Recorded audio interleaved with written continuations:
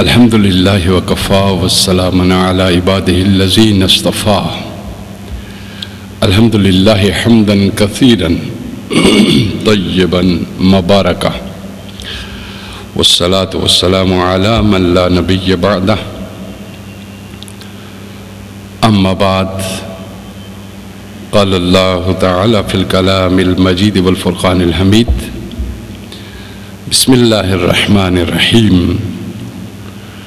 قل هل يستوي الذين يعلمون والذين لا يعلمون صدق الله مولانا العظيم وصدق رسوله النبي الكريم إن الله وملائكته يصلون على النبي يا أيها الذين آمنوا صلوا عليه وسلموا تسليما اللهم صل على سيدنا ومولانا محمد وعلى آله وصحبه وبارك وسلم اللهم صل وسلم وبارك على ذات المحمدیت والعال عدد خلقک یا اللہ۔ معزز و محترم سامعین عزیز وقار، رب العزت کے فضل سے ہم نے شریعت محمدی صلی اللہ علیہ وآلہ وسلم اس پہ گفتگو کر رہے ہیں اور اس ضمن میں ہم مدد لے رہے ہیں سیدنا میرا محی الدین شیخ سید عبد القادر جیلانی رضی اللہ عنہ سے، اور آپ کی کتاب الفتح الربانی۔ تو میں نے پچھلے جمعے پہ آپ کی کتاب ہے الفتح الربانی، اس کا جو پہلا خطبہ ہے، پہلا خطبہ ہے جو آپ نے جمعہ اتوار کو صبح 3 شوال المکرم 545 ہجری میں خانقاہ قادریہ میں آپ نے دیا اور آپ نے جو گفتگو فرمائی۔ اصل ضرورت ہمیں انہی تعلیمات کی ہے جو تعلیمات وہ لوگ بیان کر گئے جو صاحب کردار اور صاحب عمل تھے، اور جنہوں نے شریعت محمدی کو سمجھا اور جنہوں نے اپنی زبان سے بیان فرمایا اور جن کے اوپر صدیاں بیت گئی، کوئی انگلی نہیں اٹھا سکا۔ تو اس دور زوال میں جہاں ہماری اپنی علمی اور فکری اور روحانی حیثیت اس سطح کی نہیں رہ گئی، یا اس سے بہت نچلی سطح پہ بھی ہم نہیں پہنچ سکے، تو ہم نے چاہا کہ ہم اسی گفتگو سے استفادہ کریں۔ تو میں عرض کرتا رہا ہوں اور کیا بھی ہے پہلے کہ دلیل ہم لیتے ہیں کسی چیز کی کتاب اللہ قرآن حکیم سے، تصدیق ہم اس اپنے سمجھے ہوئے کی لیتے ہیں کہ ہم نے یہ صحیح سمجھا یا نہیں، سنت رسول اللہ صلی اللہ علیہ وآلہ وسلم سے، اور تائید ہم لیتے ہیں ان دونوں چیزوں کی اولیاء اللہ سے، یعنی ہم اپنی تفہیم پہ سند قرآن سے لیتے ہیں جو اللہ کی کتاب ہے، اور تصدیق رسول اللہ صلی اللہ علیہ وسلم سے لیتے ہیں جو اس وحی کے ترجمان ہیں، اور اس کی تائید اولیاء اللہ سے لیتے ہیں جو ظاہر اور باطن دونوں علوم کے مجموعہ ہیں۔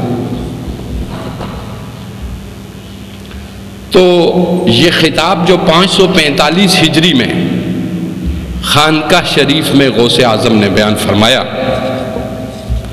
اس میں سے کچھ چیزیں تو میں نے آپ کو بیان کی تھی۔ اس تمہید کو، یعنی اس بیان سے پہلے ہم تھوڑی سی تمہید لیتے ہیں، تمہیدی گفتگو کرتے ہیں، تو ہم بنیادی اینٹ رکھتے ہیں کہ شریعت محمدی صلی اللہ علیہ وآلہ وسلم کے 3 اجزاء ہیں۔ کتنے اجزاء ہیں؟ 3۔ شریعت میں آپ کو بتا چکا ہوں سادہ لفظوں میں۔ شریعت کیا ہے؟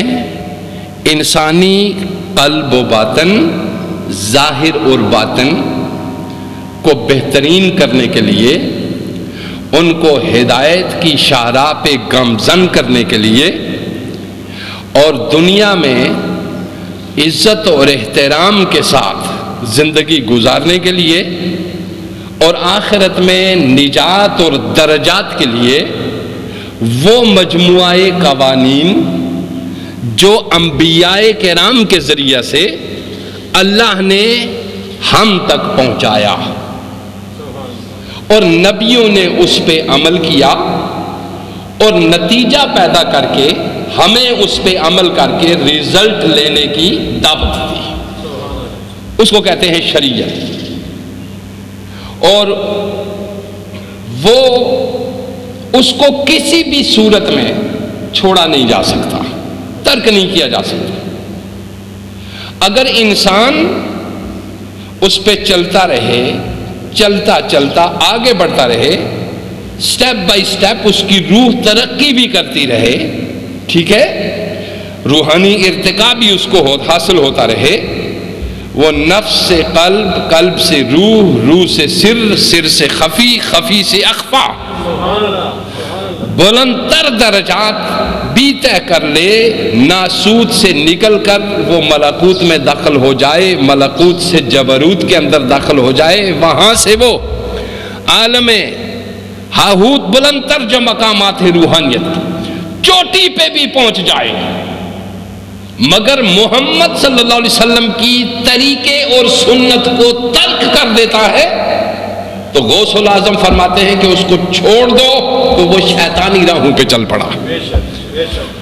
چونکہ ہمارے پاس معیار محمد مصطفیٰ صلی اللہ علیہ وسلم کی شریعت ہے، اس لیے جو جتنا کامل ولی ہوتا جاتا ہے اتنا ہی سنت محمدی کا خیال رکھتا چلا جاتا ہے، کیونکہ ولایت صدقہ اور خیرات ہے نبوت کی۔ آپ سمجھ گئے میری بات؟ نبوت کے راستوں کو ترک کر کے اور نبوت کے راستوں کی مخالفت کر کے کوئی ولی ہوا میں اڑتا رہے تو بھی یہ اولیاء اللہ نے فرمایا کہ وہ مردود ہے، مقبول نہیں۔ تو یہ نشانی بیان فرمائی کہ کسی کے کامل ولی ہونے کی نشانی یہ ہے کہ وہ سنت مطہرہ، طریق محمدی، راہ محمدی پہ جو جو ولایت پائے تکمیل کو پہنچتی جاتی ہے تو غلامی محمد گہری ہوتی جاتی ہے۔ اس لیے شریعت کے 3 اجزاء ہیں۔ پہلا جز ہے علمی، دوسرا جز ہے عملی، اور تیسرا جز ہے اخلاص۔ یعنی یوں سمجھیے آسان کر کے، شریعت کا پہلا جز ہے علم، دوسرا جز ہے اس علم پہ عمل، اور تیسرا جز ہے اس علم اور عمل سے مل کے جو ایموشنل انرجی، جو اخلاص اندر پیدا ہوتا ہے وہ، اور اس کو بیان فرمایا کہ جب تک یہ تینوں چیزیں متحقق نہ ہوں شریعت متحقق نہیں ہوتی، اور جب شریعت حاصل ہو گئی تو ارشاد فرمایا کہ حق کی رضامندی حاصل ہو گئی، اللہ کی رضامندی حاصل ہو گئی، جو دنیا اور عقبہ کی تمام سعادتوں سے بڑھ کر ہے۔ یعنی شریعت محمدی پہ استقامت دنیا اور آخرت کی تمام سعادتوں سے بڑھ کر سعادت ہے۔ اب آپ اس کا خلاصہ سنیے کہ غلامی یہ محمدی کیا ہے۔ اس کو چھوٹے چھوٹے الفاظات میں ہم جملوں میں بیان کرتے تھے تاکہ آپ لمبی تقریر سے بچ جائیں اور چھوٹے چند جملے ذہن میں رکھیے۔ اس ساری شریعت کو جب ہم جمع کرتے تو سنیے، تمام شریعتوں کا خلاصہ، شریعت کیا ہے؟ سابقہ انبیاء کی تمام شریعتوں کا خلاصہ شریعت محمدی ہے صلی اللہ علیہ وسلم۔ یعنی جو کچھ تورات، زبور، انجیل پچھلے سارے رسولوں کو دیا گیا، ساری کتابوں کے اندر وہ ساری کتابیں جمع کر کے جو ضرورت تھی وقت کی وہ قرآن میں جمع کر کے محمد مصطفیٰ کو عطا فرما دی گئی، اور پھر محمد صلی اللہ علیہ وسلم کو تمام اللہ کے جو اسماء ہیں اور تمام جو اس کی صفات اور کمالات ہیں اس کا جامع بنا دیا گیا۔ یعنی ذات محمد جامع کمالات سمائی اور صفاتی، اسمائی اور صفاتی ہیں، اور کتاب محمد جامع شریعت انبیاء ہے۔ اور اب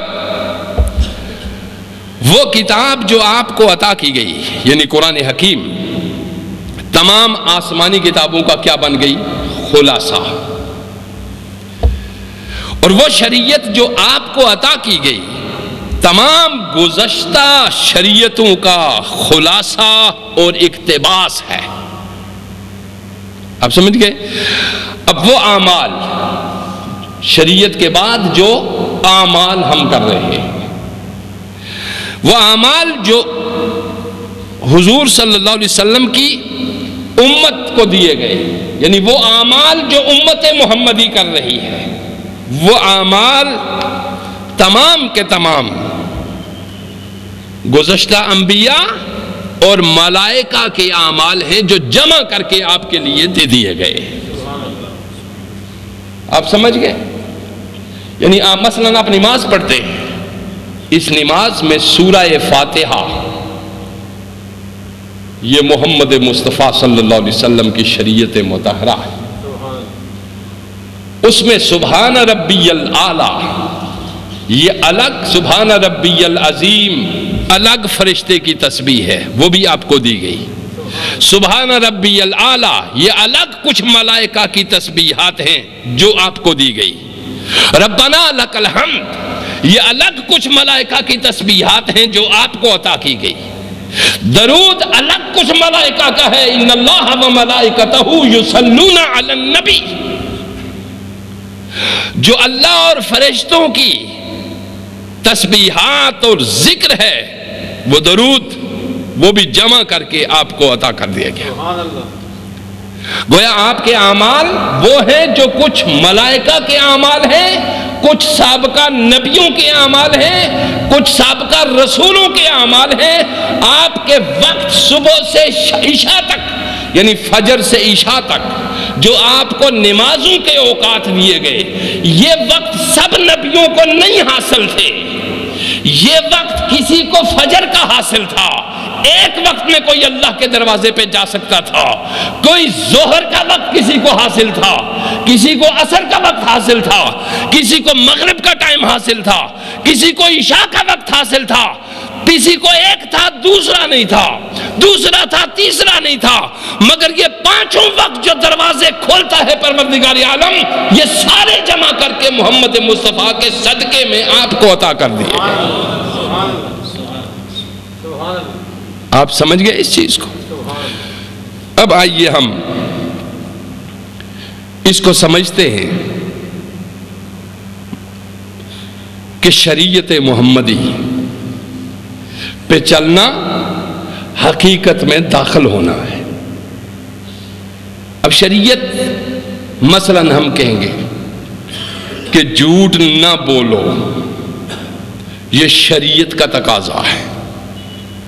کس کا تقاضا ہے یہ؟ شریعت کہتی ہے جھوٹ نہ بولو، حقیقت کہتی ہے بولنا تو دور کی بات ہے، تم جھوٹ بولنے کا سوچو بھی نہ۔ آپ سمجھ گئے؟ ایک بولنے تک بات کر رہا ہے، دوسرا کہ سوچ کے کسی کونے میں بھی نہیں آنا چاہیے۔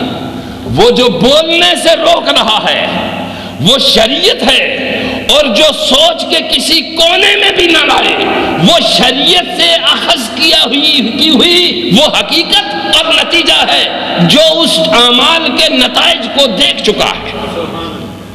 آپ سمجھ گئے اس بات؟ اب آئیے ہم اس بات کو جو بیان کر چکے کہ شریعت محمدی صلی اللہ علیہ وسلم وہ باطن کی طرف رہنمائی ہے، شریعت پہ محمدی پہ چلے بغیر، اب یہ بھی یاد رکھنا چاہیے ہر شخص کے لیے شریعت محمدی کے راستے اور دروازے وہی ہیں جو اس کی استطاعت میں ہیں۔ مثلاً ایک آدمی رات کو کام کرتا ہے، ڈیوٹی دیتا ہے، کسی فیکٹری میں ملازم ہے، وہ رات کو شب بیداری کی فضیلت حاصل نہیں کر سکتا کہ رات کو جاگے اور فضیلت حاصل کرے۔ دیکھیے میں آپ کو بتانا چاہ رہا ہوں کہ اس کی ڈیوٹی ہے، وہ رات کو اگر جاگتا ہے تو دن کو کام نہیں کر سکتا۔ آپ سمجھ گئے؟ اور اگر کام کرتا ہے تو رات کو جاگ نہیں سکتا۔ تو دیکھیے میں آپ کو بتا رہا ہوں کہ شریعت محمدی میں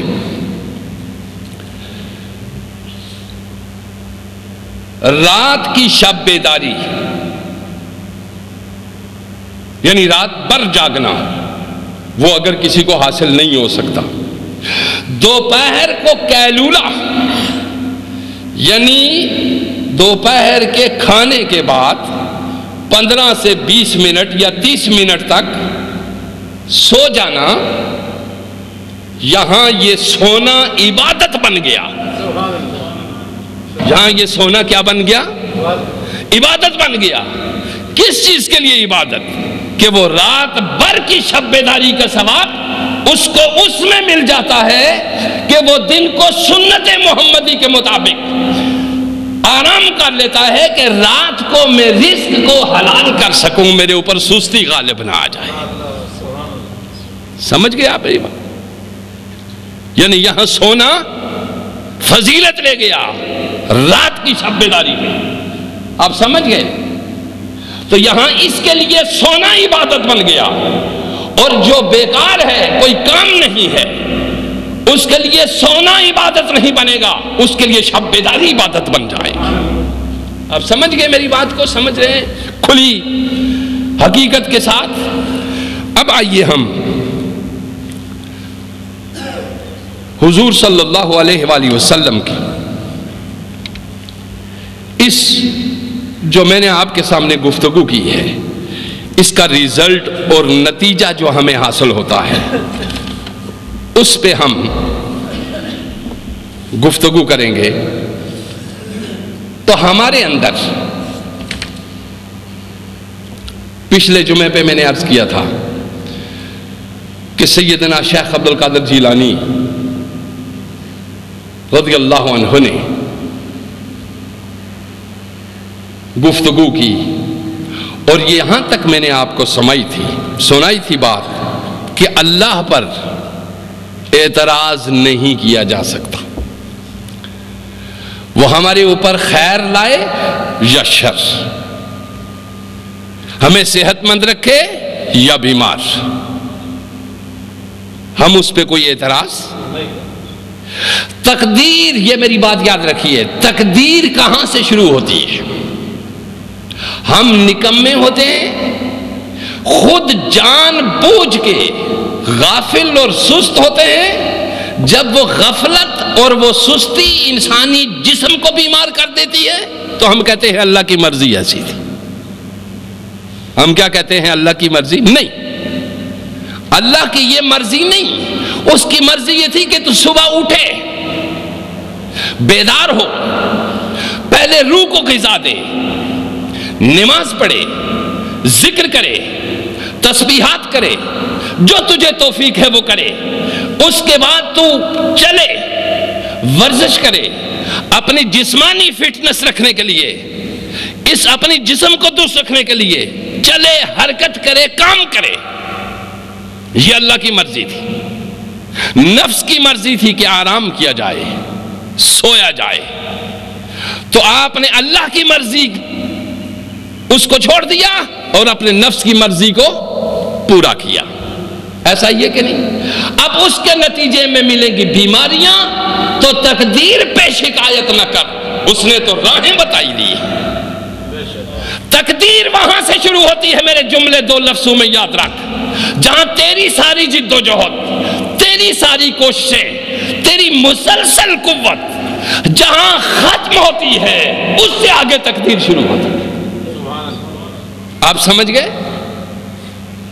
جہاں تیری مسلسل کوشش، مسلسل جد و جہد، بیمار ہے تو علاج کی مسلسل سر توڑ کوشش، بہترین ڈاکٹر کا انتخاب، بہترین علاج کا انتخاب، بہترین جد و جہد کے بعد جب بیماری غلبہ کرتی ہے تو گویا اسباب جہاں ختم ہو جائے وہاں سے تقدیر شروع ہوتی ہے۔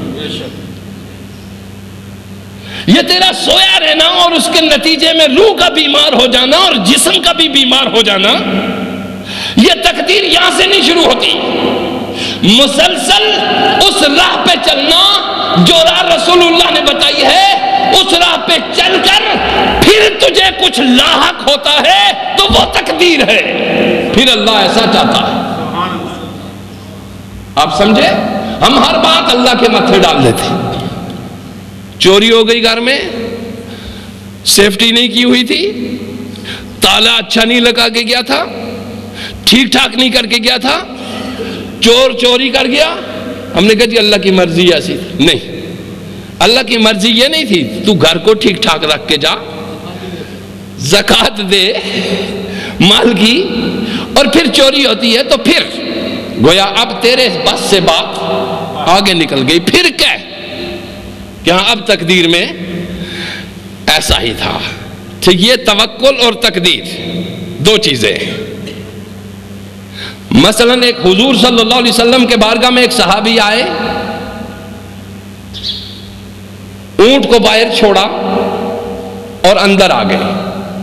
نبی پاک صلی اللہ علیہ وسلم نے نگاہ نبوت سے دیکھا کہ یہ اونٹ کو کھلا چھوڑ آیا ہے باہر۔ اب آپ نے سوال کیا کہ اونٹ کو کہاں چھوڑ کے آئے ہو؟ تو انہوں نے کہا حضور باہر چھوڑ آیا ہوں، توکل پہ باہر چھوڑ آیا ہوں۔ بھئی یہ کیا توکل ہوا کہ تو حیوان کو کھلا باہر چھوڑ آئے؟ تیرا رب کوئی اونٹ چرانے کے لیے رکھا ہوا؟ جی حضور صلی اللہ علیہ وسلم نے فرمایا نہیں، جا پہلے جا کے اس کی ٹانگوں کو باندھ،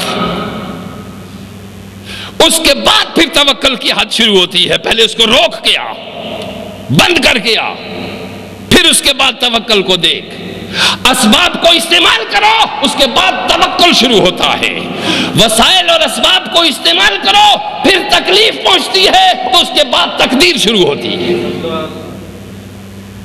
ہمیں تو اللہ تقدیر ہی ایسے، موٹر سائیکل پہ بیٹھے، ویلنگ شروع کر لی، جی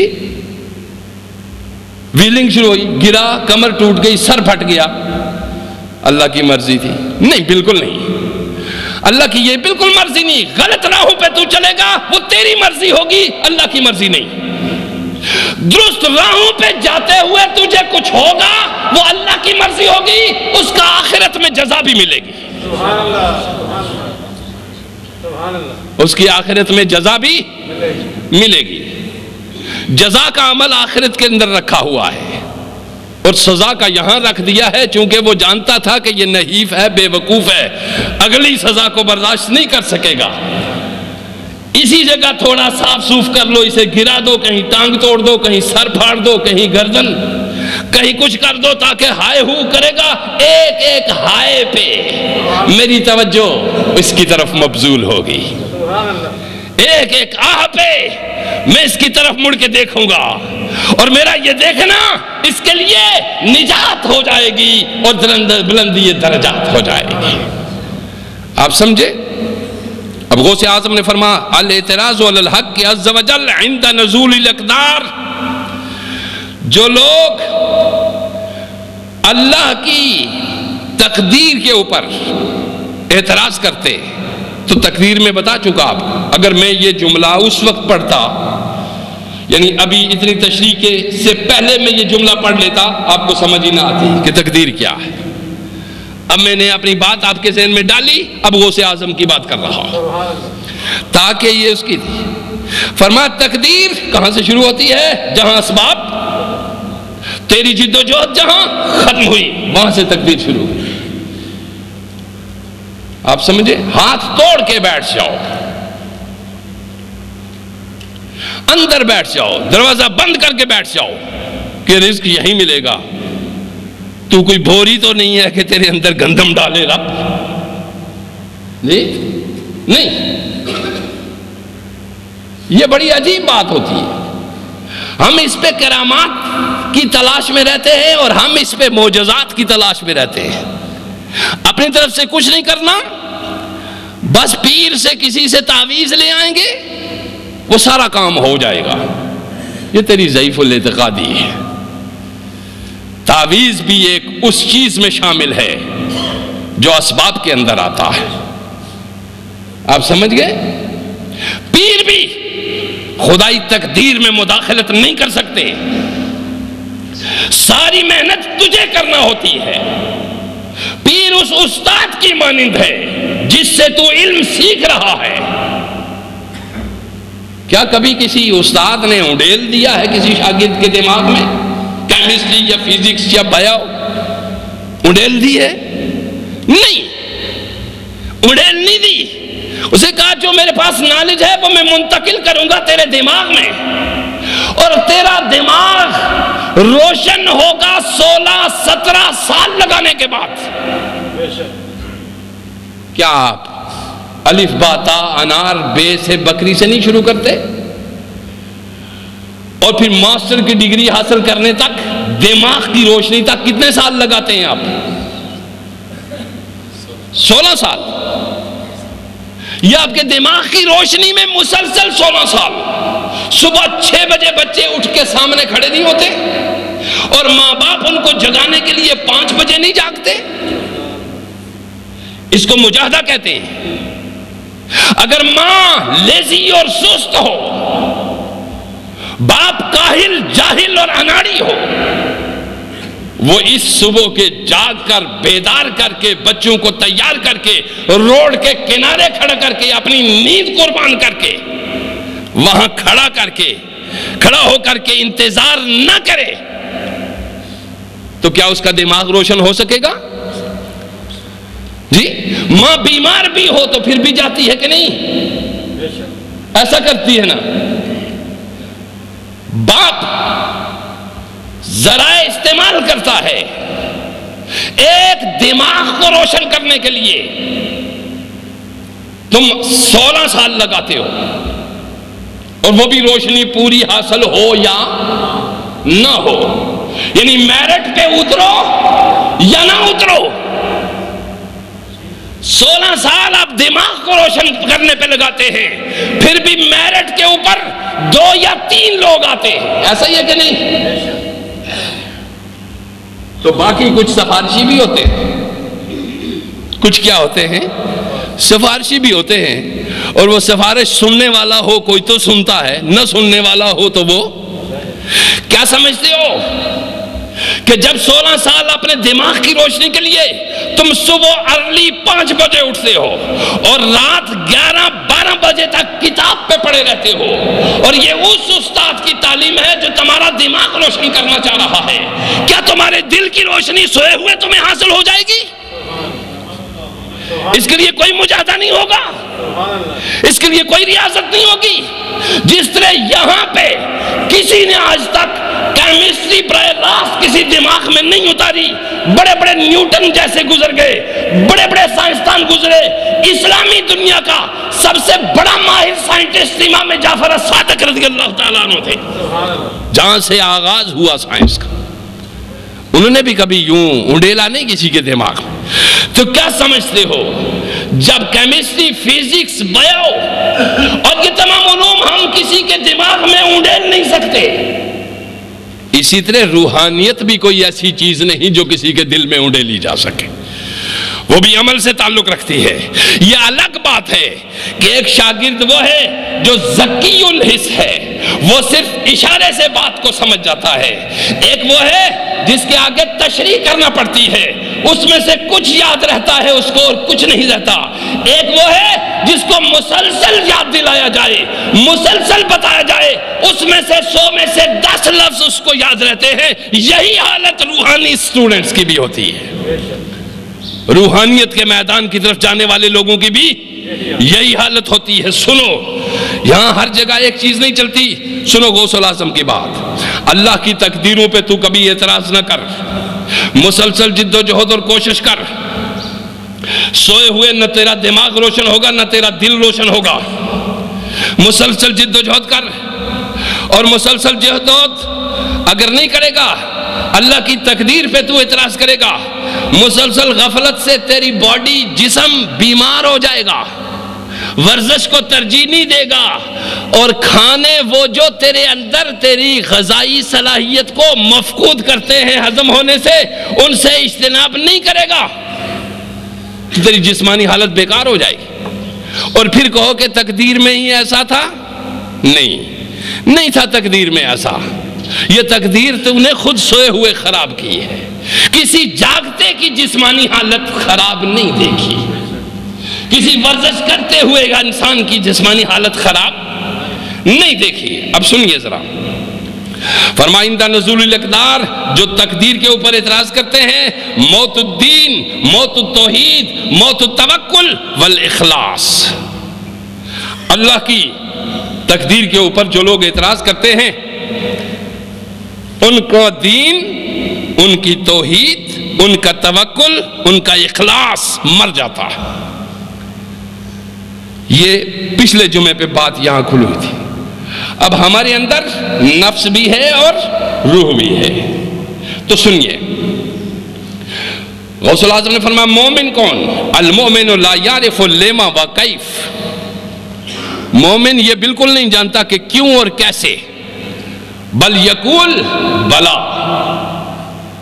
جو رسول کہے وہ رسول سے یہ کبھی بھی نہیں کہتا کہ یہ کیوں ہے ایسا اور یہ کیسے ایسا ہے، اس کا حتمی، آخری، ابتدائی، انتہائی جواب یہ ہے بلا یا رسول اللہ، جو آپ نے فرمایا سارا ہم پر یا رسول اللہ۔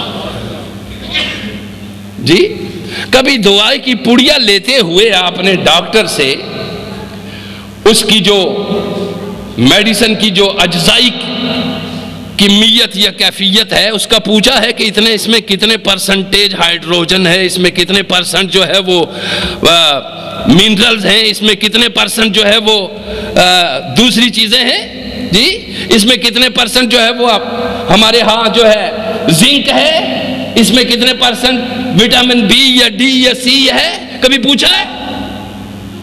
ڈاکٹر جانتا ہے کہ تمہاری بیماری کیا ہے، تم اس سے کبھی اجزائے ادویہ نہیں پوچھتے۔ رسول جب کہے کہ یہ تمہاری تھوڑی سی زندگی ہے، عارضی زندگی ہے، لاکھوں اربوں کھربوں برس کی دائمی زندگی کے لیے میں تمہارا علاج تجویز کرتا ہوں، تو رسول کی سنت اور شریعت پہ کہتے ہو کیسے اور کیوں؟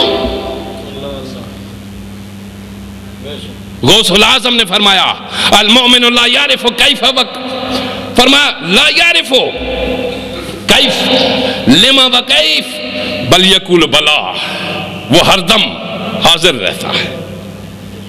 حاضر سائیں جو حکم تھی وے جی، وہ ہر دم حاضر. اب فرمایا سنو، نفس ہے تمہارے اندر،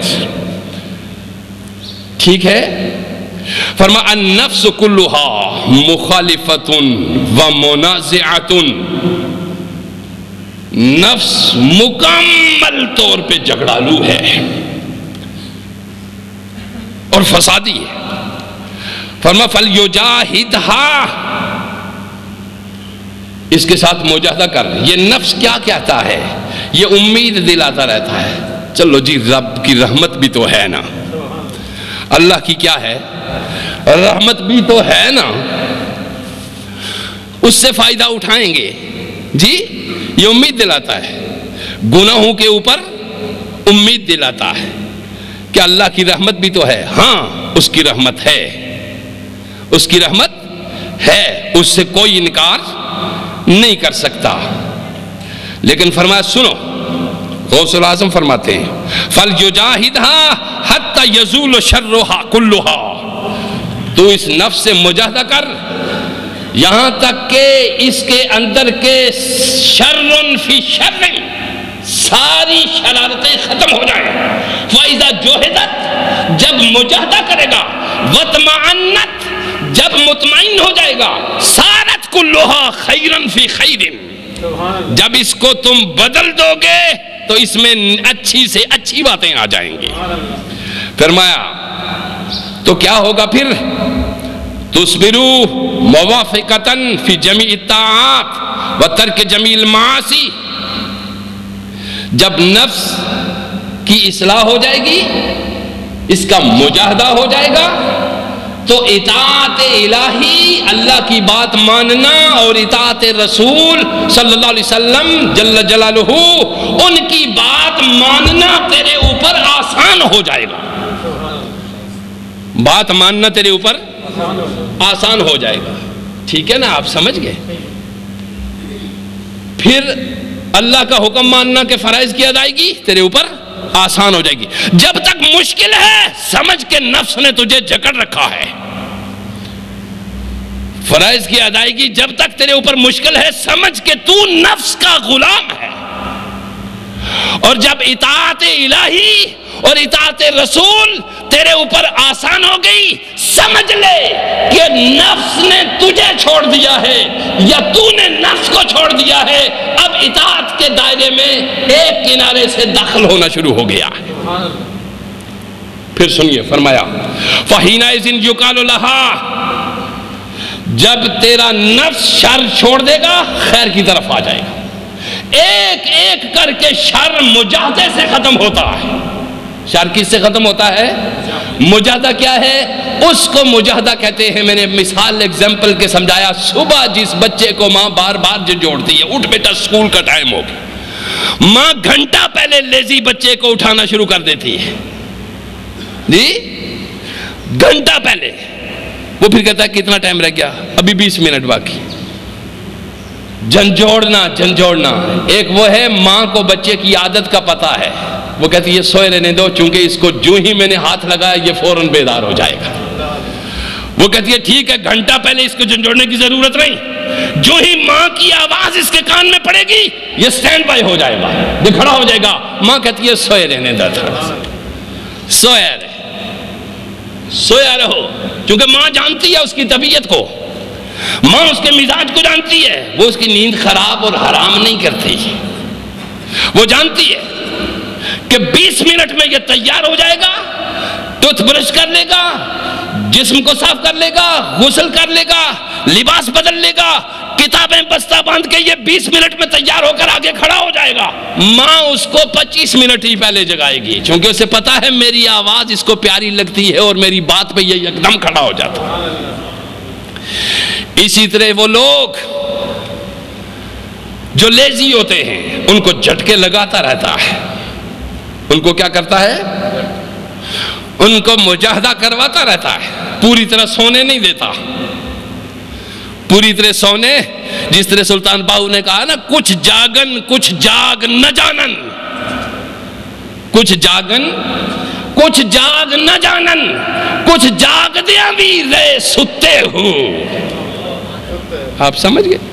کچھ جاگتے ہیں کچھ جاگنا نہیں جانتے, کچھ جاگتے ہی بھی کیا ہوتے ہیں سوئے ہوتے ہیں. ماں کو مزاج کو پتا ہے کہ بیٹا فوری تیار ہو جائے گا, وہ نیند خراب اس کی حرام. اللہ کو پتا ہے کہ یہ میرا بندہ دل کا بڑا صاف ہے, دو ٹوک ہے, اس کے پاس جو ہی میرا حکم آئے گا یہ کھڑا ہو جائے گا. وہ دے دیتا ہے 20 سال چلیے, 15 سال چلیے, 23 سال چلیے, 30 سال چلیے, 40 سے اوپر نہیں ہونے دیتا. کیونکہ 40 سال کے بعد بھی اگر تیری عادتیں نہیں بدلی تو تجھے سوچنے کے لیے مجبور ہونا پڑے گا. تجھے سوچنے کے لیے مجبور ہونا پڑے گا. خود بدلو ورنہ وہ بدلے گا. سنو غوث اعظم کہتے ہیں خود تبدیلی کرو. اب فرمایا جب اطاعت تیرے اوپر آسان ہو جائے گی. اطاعت کس کو کہتے ہیں؟ اللہ جو کہتا ہے. اطاعت کس کو کہتے ہیں؟ رسول اللہ جو کہتے ہیں. جب وہ تیرے اوپر آسان ہو گئی, اٹھنا صبح کا تیرے اوپر آسان ہو گیا جی, تسبیحات کا تجھے شوق پیدا ہو گیا, بیدار ہو گیا, اور یہ سب چیزیں تیرے اوپر جب آسان ہوگی تو کیا ہوگا؟ پھر سنو, فَحِينَئِذٍ يُقَالُ لَهَا, پھر اس وقت اللہ کہے گا یا ایتھا النفس المطمئنہ ارجعی الی ربک راضیۃ مرضیہ. یعنی جب تو نے اطاعت کامل کر لی پھر اللہ کہے گا ہن آ جا, اب آ جا, میں دیکھتا رہا تیری طرف, کب آتا ہے, کس وقت بیدار ہوتا ہے. سنو, فَإِنَّهُ خَرَجَ عَن نَفْسِهِ وَبَقِيَ رُوحًا عِنْدَ الْمَوْلَى. جب اطاعت آسان ہو گئی تو نفس چلا گیا, روح باقی رہ گئی. وَقَلْبُهُ سَاكِنٌ, اس کا دل مطمئن ہو گیا. وَجَاءَ أَنْوَاعٌ مِّنَ الْمَخْلُوقَاتِ, اب کیا ہوگا؟ پہلے تو ہزاروں کو کہتا تھا, کوئی تیرے قریب نہیں آتا تھا, تو لوگوں کو مدد کے لیے بلاتا تھا, کوئی تیرے قریب نہیں آتا تھا. کیوں؟ کہ اس وقت اس پہ بھی نفس غالب تھا, تجھ پہ بھی نفس غالب تھا. اب تو نے نفس کی اصلاح کر لی. اب کیا ہوا؟ وَجَاءَ أَنْوَاعٌ مِّنَ الْمَخْلُوقَاتِ وَعَرَضُوا أَنفُسَهُمْ عَلَيْهِ فِي مُعَاوَنَتِهِ. اس کے بعد مختلف قوموں کے, قبیلوں کے, فرشتے, جنات, ہر ایک مخلوق تیرے پاس آئے گی اور تجھ پہ اپنی مدد پیش کرے گی کہ ہم غلام حاضر ہیں, ہم حاضر ہیں. سنو, یہ کب ہوگا؟ اب اگلا جملہ سنو. یہ اس وقت ہوگا, یہ اس وقت ہوگا وَهُوَ يَقُولُ, جب ادھر سے فرشتے آ کے کہیں گے کہ ہماری خدمت حاضر ہے, جنات آ کے کہے کہ ہماری خدمت حاضر ہے, انسان آ کے کہے ہم غلام حاضر ہیں, تو پھر کیا ہوگا؟ وَهُوَ يَقُولُ, وہ کیا کہے گا آگے سے؟ لَا أُرِيدُ مَعُونَتَكُمْ, اور تمہاری مجھے ضرورت نہیں, تمہاری مجھے ضرورت نہیں. لب ہو سکون آشنا, دل میں خیال یار ہو, ان کو خبر ہو یا مجھے کوئی اور نوازدار ہو. آپ سمجھ گئے؟ جب تک اس کو ضرورت تھی وہ گھماتا رہا, ایک کے دروازے پہ گیا, اس کے دروازے پہ گیا, اس کے دروازے پہ گیا, اس کے دروازے پہ گیا, سب چھوڑ گئے. اور جب اس کی ضرورتیں ختم ہوئی سب آنے لگے, سب آنے لگے. فرما وَهُوَ يَقُولُ, اس وہ کہے گا لا أُرِيدُ مَعُونَتَكُمْ عِلْمُهُ بِحَالِي يُغْنِنِي عَنْ سَوَالِي. اب مجھے اس کا علم ہو گیا ہے, اب میں تم سے سوال کروں یہ ہو نہیں سکتا. سنو ذرا سنو, یہ غوث اعظم فرماتے ہیں لما صح تسلیمہ و توکلہ, جب انسان کی تسلیم و رضا اور توکل صحیح ہو جاتا ہے، مگر توکل صحیح کے لیے اور تسلیم و رضا کے لیے پہلے آگ میں کودنا پڑتا ہے۔ تو یہ سمجھے کہ تیرے سر میں درد بھی نہ ہو اور تو اللہ کا دوست بن جائے، تیرا پیٹ کسی ایک دن خالی بھی نہ ہو اور تو اللہ کا دوست بن جائے؟ جی بڑی حیرت ہے تیری، تیرے نفس نے تجھے ٹٹو بنا کے رکھا ہوا ہے۔ تو یہ سمجھتا ہے کہ ایک دن تیرے اوپر کوئی ذرا سی آزمائش بھی نہ آئے اور تو مقرب بن جائے۔ سن، یہ ہے تعلیم اس غوث اعظم کی جس کے نام پہ خیرات کھا رہے ہو تم، مگر ان کی بات تسلیم نہیں کرتے۔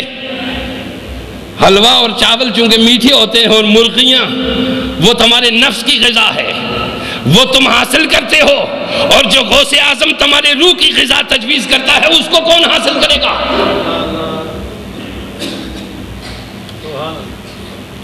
سنو، فرمایا غوث اعظم نے وَهُوَ يَقُولُ لَا أُرِيدُ مِنْكُمْ مَعُونَتَكُمْ عِلْمُهُ بِحَالِي، اس کو میرے حال کا پتا ہے۔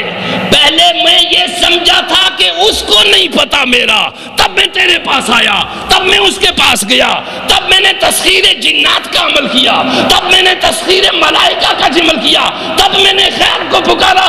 اب جب مجھے اس کا دروازہ مل گیا، لا اريد منکم معونتکم، مجھے تمہاری کسی کی مدد نہیں چاہیے۔ سبحان اللہ، سبحان اللہ۔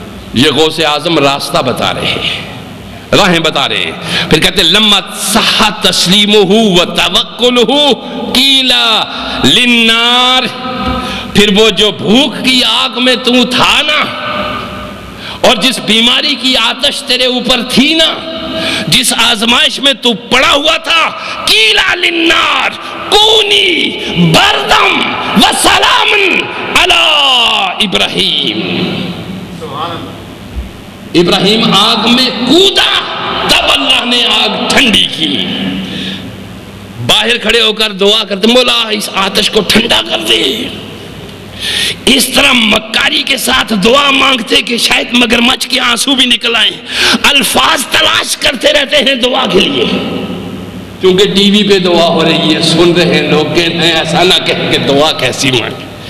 اور تیری دعا تیری بے ساختہ چیخ ہے، اور تیری دعا تیری بے ساختہ پکار ہے، اور تیری دعا ہر غیر دروازے کو ٹھکرا کر در حق پہ بیٹھ جانا، یہ تیری دعا ہے۔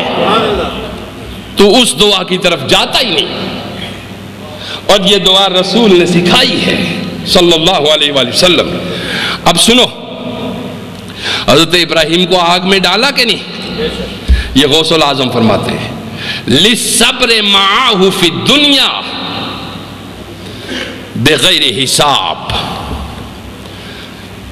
ارشاد فرمایا اس کے ساتھ دنیا میں ایک گھڑی کا صبر،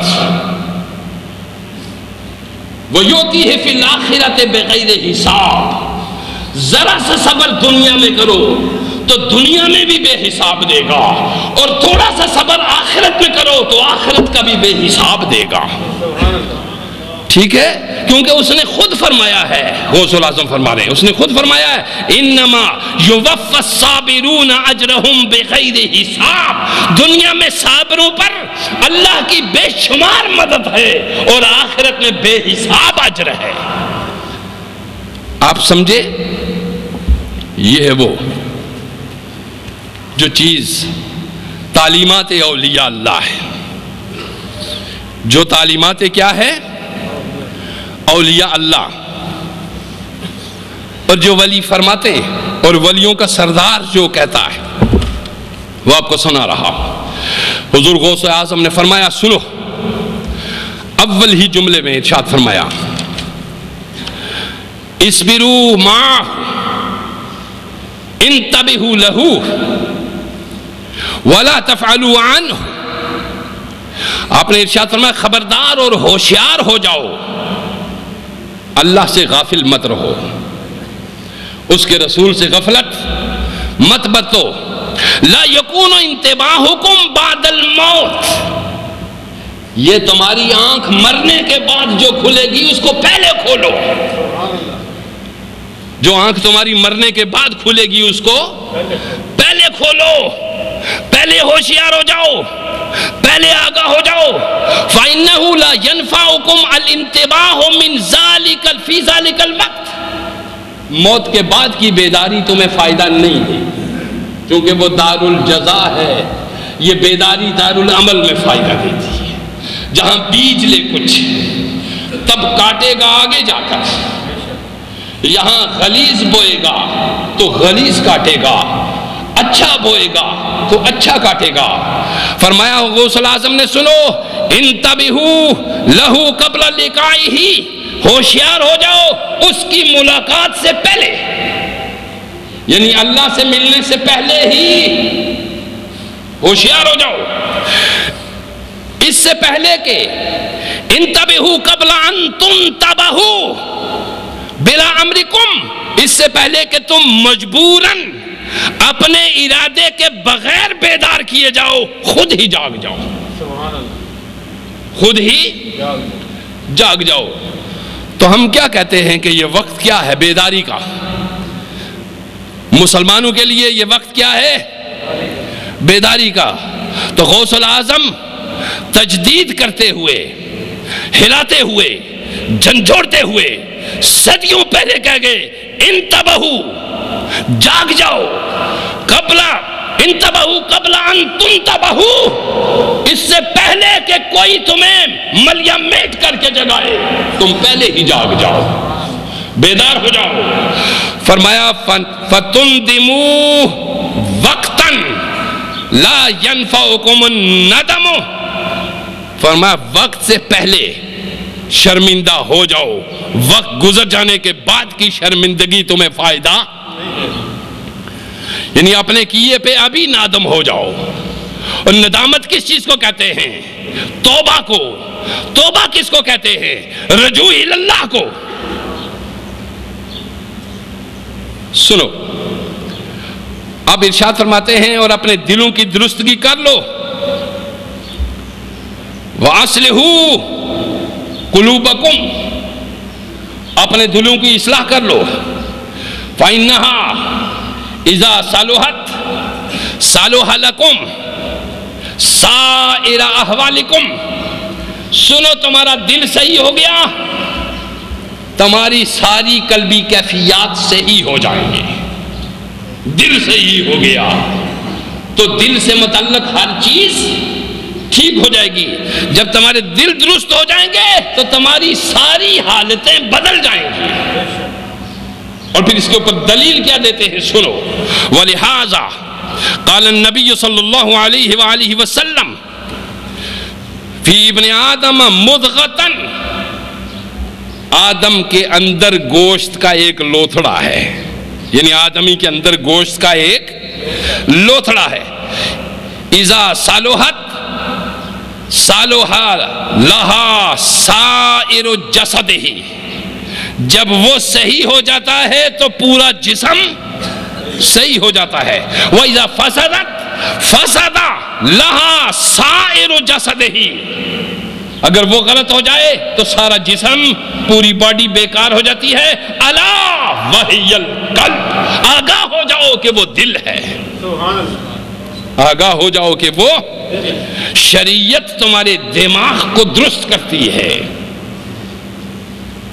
اور ان شریعت پہ چلنا، اس طریق پہ چلنا طریقت کہلاتا ہے، اور وہ طریقت تمہارے احوال کو درست کرتی ہے، اور احوال درست ہو جائیں تو ظاہر درست ہو جاتا ہے، اندر درست نہ ہو تو ظاہر بکھرا رہتا ہے۔ سنو، آخری پھر نصیحت فرماتے ہوئے سیدنا غوث الاعظم شیخ سید عبدالقادر جیلانی، پھر میں دوہراتا ہوں اور پھر دوہراتا ہوں، یہ اس کا خطاب ہے جو تو نے کبھی نہیں سنا ہوگا، جس کی کرامات تو تو نے سنی ہوگی، لیکن یہ نہیں سنا ہوگا کہ وہ کرامات تک پہنچا کیسے ہے،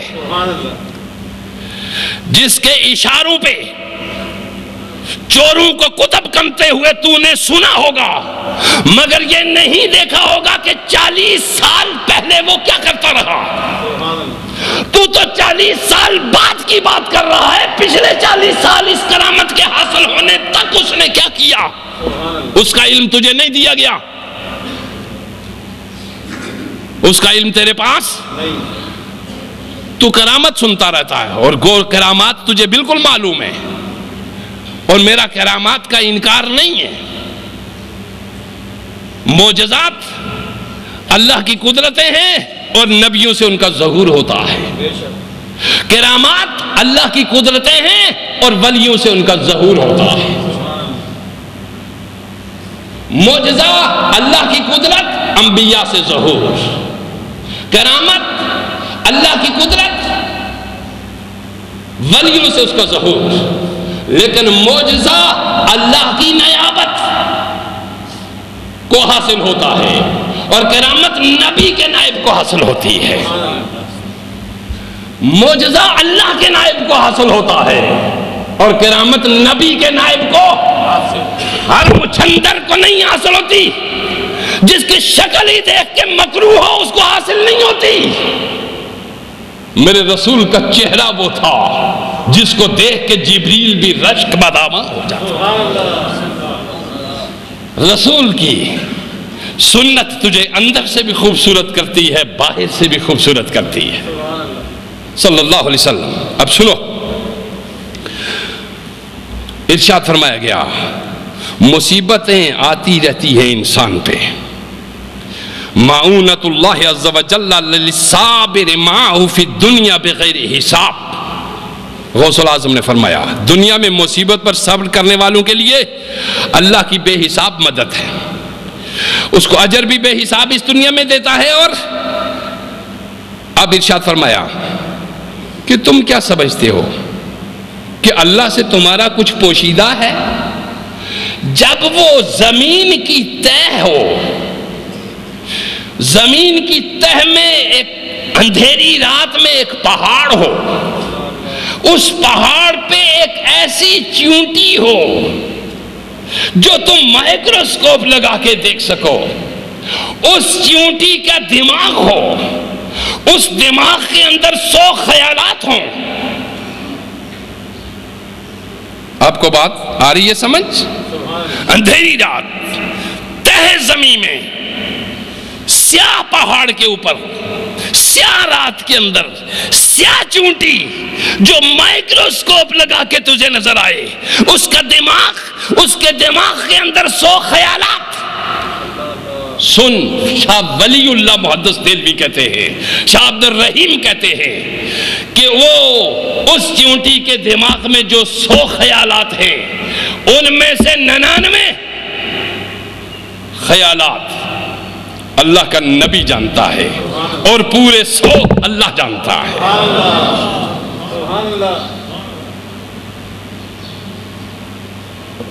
کس دنیا میں رہتے ہو؟ کس ماحول میں رہتے ہو؟ کس دین پہ چل رہے ہو جو دین تمہاری حالت نہ بدل سکے؟ کس دین پہ چل رہے ہو جو تمہاری صورت نہ بدل سکے؟ کس دین پہ چل رہے ہو جو تمہارا کاروبار نہ بدل سکے؟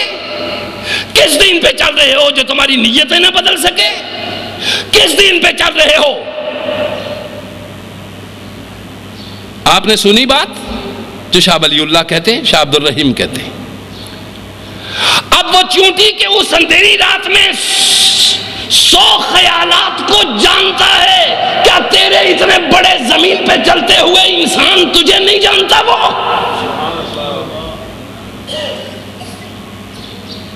تجھے نہیں جانتا؟ جانتا ہے. سن،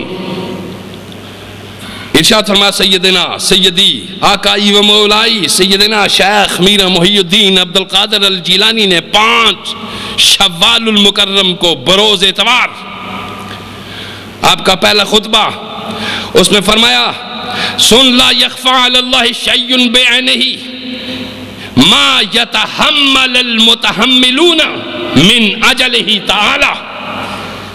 فرمایا اس کے لیے جو کچھ برداشت کرنے والے برداشت کرتے ہیں وہ اس پر مخفی نہیں ہے، اس پر پوشیدہ.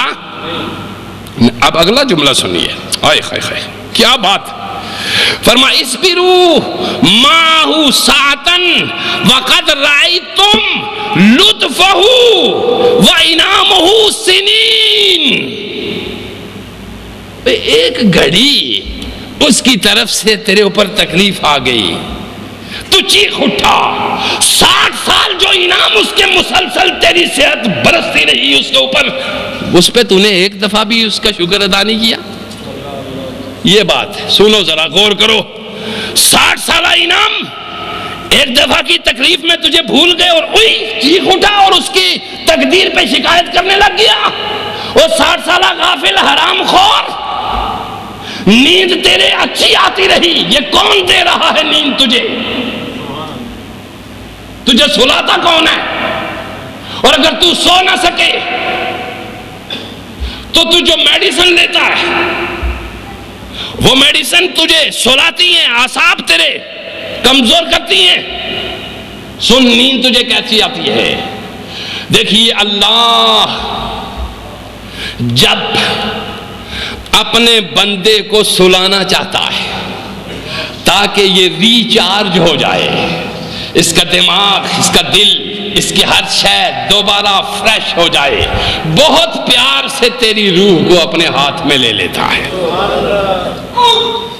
بہت پیار سے تیری روح کو اپنے ہاتھ میں لے لیتا ہے. او بے خبر, او فرعون انسان, تیری حیثیت کیا ہے؟ کیا ہے تیرے قبضے میں؟ اگر آدھا گھنٹہ تیرا پیشاب بند ہو جائے تو کتنا بھی بڑا حکمران ہو, 10 منٹ کے بعد تیری ساری حیثیت سامنے آ جائے گی. کیا بنتا پھرتا ہے تو؟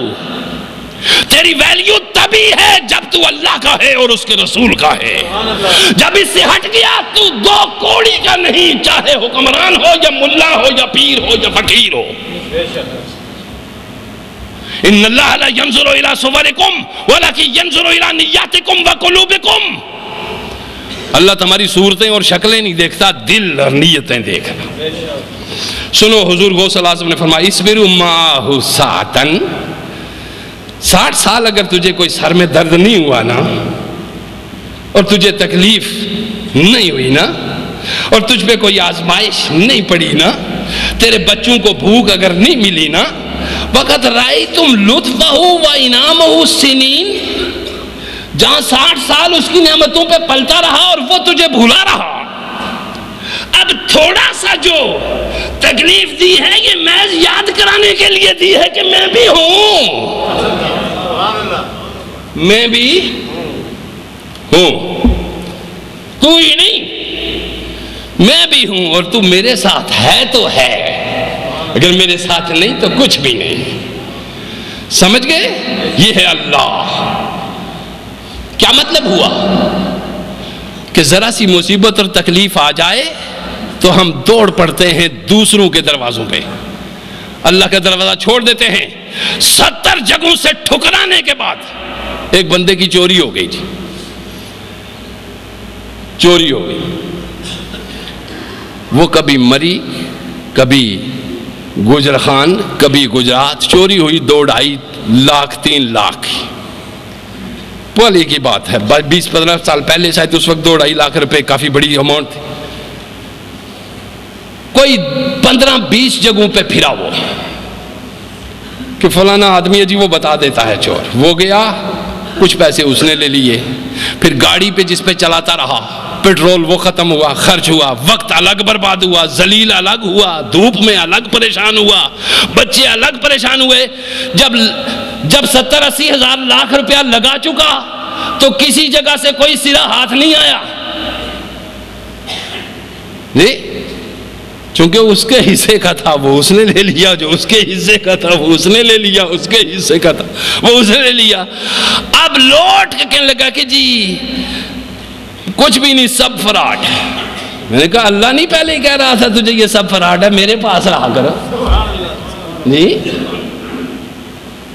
یہ بابے, یہ عامل, یہ طوطے جو معلوم ہے تو نے یہ خنزیر رکھے ہوئے ہوتے, یہ حرام خور جو نہ اللہ کا تعارف رکھتے ہیں نہ اس کے رسول کا, نہ انسانیت کا احترام, تو ان سب سے ذلیل ہونے کے بعد بعض جگہ عزتیں بھی بچوا جاتے ہیں. ایسا ہی ہے کہ نہیں؟ میں سچ کہتا ہوں کہ نہیں؟ اور تم جاگ رہے ہو کہ نہیں؟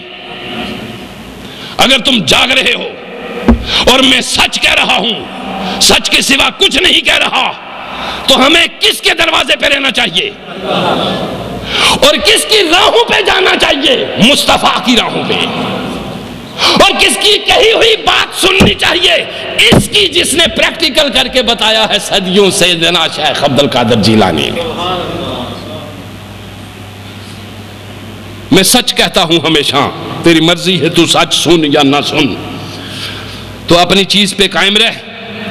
مگر فرمایا غوث الاعظم نے الشجاعت صبر ساعت، فرمایا بہادری یہ نہیں کہ تو نے دوسرے کی گردن اتار دی، ایک گھڑی تو نے صبر کر لیا، اس کو بہادری کہتے ہیں. آپ سمجھے بات؟ یہ تعلیمات غوث الاعظم ہے. کیا ہے یہ؟ اس سے تو نہیں آگا، میں بخدا تجھے کہتا ہوں اس سے تو نہیں آگا. تو کہ 60 سال تو نے صرف چاول کھائے اور کچھ نہیں کیا، چونکہ یہ بتایا ہی نہیں تجھے کسی نے، اور اس کتاب کو تو نے اٹھا کے پڑھا ہی نہیں. تجھے ڈائجسٹ پڑھنے سے فرصت نہیں، تجھے ناول پڑھنے سے فرصت نہیں، تجھے شیکسپیئر کو پڑھنے سے فرصت نہیں. تو رسول کی کتاب اور اللہ کی کتاب اور ان اولیاء اللہ کو کیا پڑھے گا؟ سنو اب فرمائیے گند ہے، اس کی اصلاح کیسے ہوتی ہے؟ آخری جملہ فرمایا اس کی اصلاح کیسے حاصل ہوتی ہے؟ تو اگر اصلاح کرنا چاہے اپنے آپ کی، پڑا رہتا ہے پڑا رہے، ہوگا تو کسی گدی کا سجادہ نشین، مجھے اس سے غرض نہیں. پڑا رہتا ہے پڑا رہے، ہوگا تو کسی بہت بڑے ممبر کا امام، غوث الاعظم فرماتے ہیں مجھے اس سے پرواہ نہیں. واز کہتا ہوگا تو، سینکڑوں ہزاروں لاکھوں لوگ تیرے ہاتھ بھی چومتے ہوں گے، مجھے اس سے کوئی پرواہ. بیان فرما اگر سن، اصلاح کرنا چاہتا ہے تو اپنی، تجھے خود اصلاح کی ضرورت ہے. صلاح القلب بالتقوی والتوکل علی اللہ والتوحید. اصلاح کے لیے تقوی ضروری ہے. تقوی کی تعریف میں سینکڑوں خطابوں میں آپ کو بتا چکا ہوں. توکل ضروری ہے، میں بتا چکا ہوں آپ کو کہ توکل کیا ہے. جہاں جد و جہد اپنی آخری منزل کو پہنچ جائے، تیرے ہاتھ سے بات نکل جائے، پھر اس پہ توکل کر کے بیٹھ. وہاں سے توکل شروع ہوتا ہے. جب تیرے اسباب سارے ختم ہو جائیں، علاج معالجہ سارا ختم ہو جائے، پھر تقدیر کی سیڑھی شروع ہوتی ہے، پھر بیٹھ. گھر میں نہ لیٹ جا توکل جی اللہ شفا دے، نہیں. اس نے تحت الاسباب، اگر تو دنیا میں رہتا ہے کھاتا پیتا ہے تو پھر تجھے اسی راستے سے شفا دے گا. اگر تو مافوق الاسباب ہو گیا ہے تو پھر تجھے مافوق الاسباب دے گا راستے نجات اور توکل. اگر نیچے ہے تو پھر اس نے نہیں دیتا، یہ اس کا آئین ہی نہیں ہے. اب ارشاد میں صلاح القلب بالتقوی والتوکل علی اللہ عز وجل والتوحید لہو، اللہ کی توحید، توکل، تقوی، والاخلاص فی الاعمال، اعمال میں اخلاص، یہ چیزیں ضروری ہیں اگر تو بدلنا چاہتا ہے. اب فرمایا وَفَسَادُهُ بِعَدَمِ ذَلِكَ، اور اس کا فساد ان چیزوں کا نہ ہونا، یعنی تیرے اندر اخلاص کا نہ ہونا، توحید کا نہ ہونا، توکل کا نہ ہونا، تقوی کا نہ ہونا. اگر یہ چیزیں تیرے اندر نہیں ہیں، کسی حسب سے تیرا تعلق ہو، کسی نسب سے ہو، کسی خاندان سے ہو، کسی کنبے سے ہو، کسی قبیلے سے ہو، تو غلیظ نالی کے کیڑے کے برابر ہے. یہ سیدی غوث الاعظم نے فرمایا. کس نے؟ پیران پیر نے. کس کے فرمان سنا رہا ہوں آپ کو؟ یہ حضرت پیران، میں نہیں ان کو پیران پیر کہتا، سارے مکاتب فکر دیوبند بھی ان کو پیران پیر کہتے ہیں. اپنے بھی پیران پیر کہتے ہیں، بیگانے بھی پیران پیر کہتے ہیں، بلکہ سارے اسے غوث الاعظم کہتے ہیں. میں ان کی بات آپ کو سنا رہا ہوں۔ ان کی ہر وہ چیز جو تیرے نفس کو مرغوب ہے وہ تو کرتا جاتا ہے، اور جس چیز تیری روح کی بیماری کا علاج وہ تجویز کرتے ہیں اس سے تو انحراف کرتا ہے، گدھے کی طرح بھدک جاتا ہے، اور پھر دعویٰ کرتا ہے کہ میں اللہ کے ولیوں کی راہوں پہ چل رہا ہوں۔ اللہ کے ولیوں کی راہیں چلنا بڑا مشکل ہے۔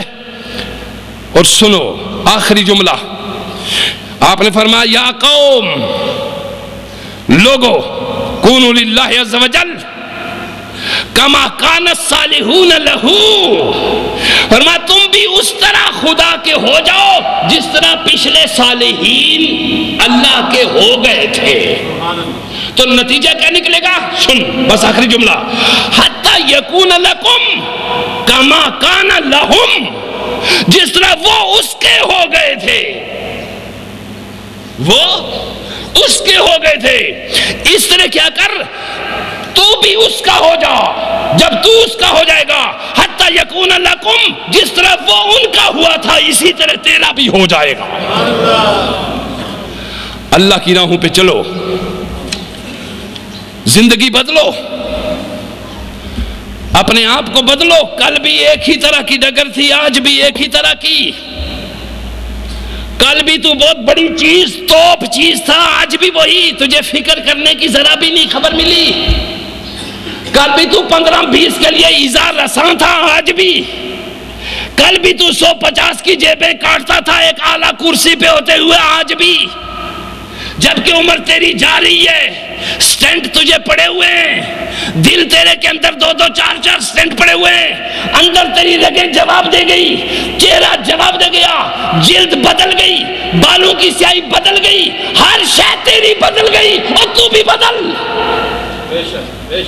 میرا رب ہمیں تبدیل کرے، ہمارے ظاہر کو بدلے، ہمارے باطن کو بدلے، ہمیں اللہ اپنی توحید پہ استقامت دے اور اپنے رسول اللہ حبیب صلی اللہ علیہ وسلم کی سنت پہ استقامت عطا فرمائے، اور اللہ ہمیں اولیاء اللہ سے محبت اور ان کے ساتھ مودت کی توفیق عطا فرمائے۔ وما علینا الا البلاغ۔